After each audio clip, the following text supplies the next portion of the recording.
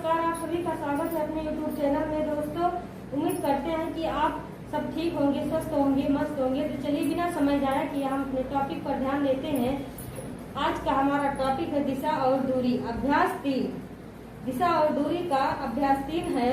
तो चलिए बिना समय गंवाए अपने सवाल पर ध्यान देते हैं। सामने देखिए, तभी आपको ये सवाल समझ में आएगा। तो चलिए सवाल पर ध्यान देते हैं।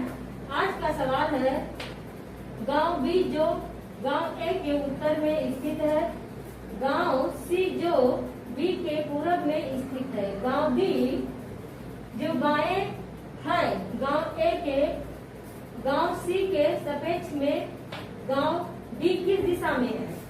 यानी ये थोड़ा डिफिकल्ट सवाल है, लेकिन अगर आप ध्यान देंगे तो बस समझने मात्र की देरी है। जैसे आप ये सवाल समझ जाएंगे, आपको इसका उत्तर स्वयं सामने आ जाएगा। तो चलिए बिना समय गंवाए आप सामने देखिए और सवाल ध्यान से देखिए, समझ में आ जाएगा।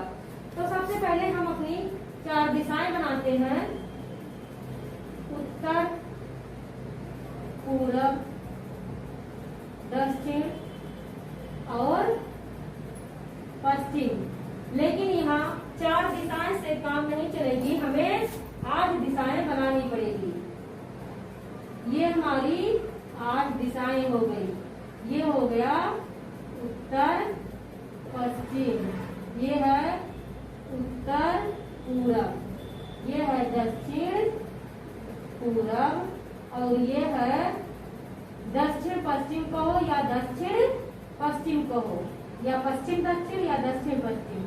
तो ये है दक्षिण पश्चिम। ये हमारी 8 दिशाएं हैं। तो क्या सवाल कह रहा है, ध्यान दीजिए कि कैसे ये सवाल लगेगा। तो सवाल कह रहा है, गांव बी जो गांव ए के उत्तर में है, यानी कैसे, गांव बी जो गांव ए के उत्तर में स्थित है।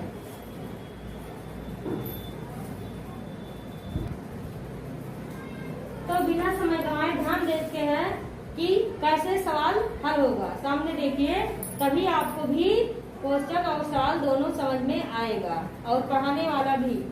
तो ये सवाल क्या कह रहा है, गांव बी जो गांव ए के उत्तर में है, यानी अगर ए यहाँ पर है तो बी यहाँ पर होगा, तभी तो ए के उत्तर में गांव बी जो गांव ए के उत्तर में स्थित है, गांव सी जो गांव बी के पूरब में है, तो बी के पूरब में गांव सी है। तो देखिए, गांव सी जो गांव बी के पूरब में स्थित है, गांव बी जो बाएं है, यानी स्थित है गांव बी जो बाएं है गांव ए के बाएं, यानी ए के बाएं, तो वो या यहाँ हो सकता है या यहाँ हो सकता है, क्योंकि उत्तर में है तो ये उत्तर हो गया, लेकिन बाएं ये है कि ये है, ये क्लियर नहीं है। तो क्या है,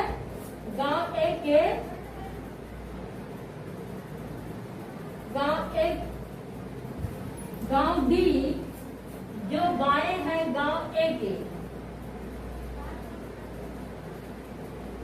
गांव सी के सापेक्ष में गांव डी किस दिशा में है। तो इस तरह से हमारा सवाल होगा। तो समझिए, जो यहाँ था डी, तो यहाँ नहीं होगा, किस लिए, क्योंकि ये उत्तर में बता रहा है, तो ये उत्तर में है तो इसका बायां यही होगा, ये इसका दायां हो जाएगा। ये बायां है और ये दायां है, तो दायां का हमें कोई बात नहीं करनी है, इसीलिए ये हो जाएगा। तो हमारा ये रिश्ता पूछ रहा है सी और डी का, सी और डी का पूछ रहा है। तो जब बी उत्तर में है, ए दक्षिण में है और सी पूरब में है, यहाँ पर है, तो डी कहाँ पर है, यहाँ पर है, ए यहाँ पर है और बी यहाँ पे और सी यहाँ पर है। तो इस प्रकार से है। तो कौन सा पूछ रहा है हमसे, सी और डी का। तो ये पूछ रहा है सी के सापेक्ष में डी किस दिशा में है, तो सी की अपेक्षा डी किस दिशा में है, दक्षिण पश्चिम में, दक्षिण पश्चिम। तो हमारा ऑप्शन देखते हैं। देखिए कि बस कुछ ही सेकंड में ये सवाल हल हो गया है। तो सामने देखिए और उसका उत्तर का जवाब दीजिए। देखिए कौन सा ऑप्शन सही है। तो हमारा पहला ऑप्शन है पश्चिम, दूसरा है दक्षिण पश्चिम, चौथा है दक्षिण और चौथा ऑप्शन है दक्षिण पश्चिम, सॉरी उत्तर पश्चिम, और पांचवा है इनमें से कोई नहीं। तो हमारा सवाल क्या है, दक्षिण पश्चिम कहो या दक्षिण पश्चिम कहो या फिर पश्चिम दक्षिण कहो। ये दिशा जो है इसे दक्षिण पश्चिम भी कर सकते हो और पश्चिम दक्षिण भी कर सकते हो, क्योंकि ये पश्चिम से दक्षिण में हो जाएगा और ये दक्षिण से पश्चिम में हो जाएगा। तो हमारा ये दूसरा ऑप्शन सही है। तो उसी प्रकार से बिना समय गंवाए हम अपने दूसरे सवाल पर ध्यान देते हैं। तो सामने देखिए और सवाल को ध्यान से देखिए, समझिए और उसका उत्तर दीजिए। तो हमारा दूसरा सवाल कह रहा है P के अपेक्षा P के दक्षिण पश्चिम में Q है, Q के पूरब में, और P के दक्षिण पूरब में R है। Q और P की सीध में लेकिन R के उत्तर में S है। बताइए कि P के किस दिशा में S स्थित है। तो ये सवाल ध्यान दीजिए तभी आपको समझ में आएगा। तो सबसे पहले इसे समझने के लिए हमें 8 दिशाएं बनानी होगी, जिसके लिए आपको सामने देखना होगा, तभी आपको ये सवाल समझ में आएगा। तो ये सवाल है, पहले आप दिशाएं बनाते हैं। ये 8 दिशाएं हो गया, ये उत्तर, दक्षिण, पश्चिम और पूरब। ये है उत्तर पूरब, ये है दक्षिण पूरब और ये है दक्षिण पश्चिम, ये है उत्तर पश्चिम। ये हमारी 8 दिशाएं हैं। तो इसमें सबसे पहले क्या सवाल कह रहा है उसे हम ध्यान देते हैं। तो देखना ये है कि हम बिना समय गंवाए सवाल पर ध्यान देते हैं, टॉपिक पर ध्यान देते हैं। तो सामने देखिए और सवाल को हल कीजिए। तो क्या कह रहा है, P के दक्षिण पश्चिम में Q है, यानी अगर P यहाँ है तो उसके दक्षिण पश्चिम में, दक्षिण पश्चिम कहाँ होगा, दक्षिण पश्चिम यहाँ नीचे, P के दक्षिण पश्चिम में Q है, तो Q यहाँ कहीं होगा।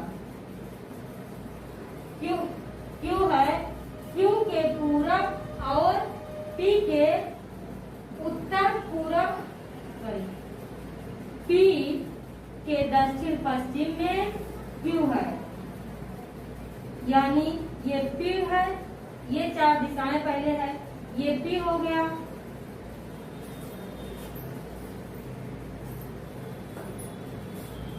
ये P है और ये Q इसके दक्षिण पश्चिम में हो गया, दक्षिण और पश्चिम Q हो गया।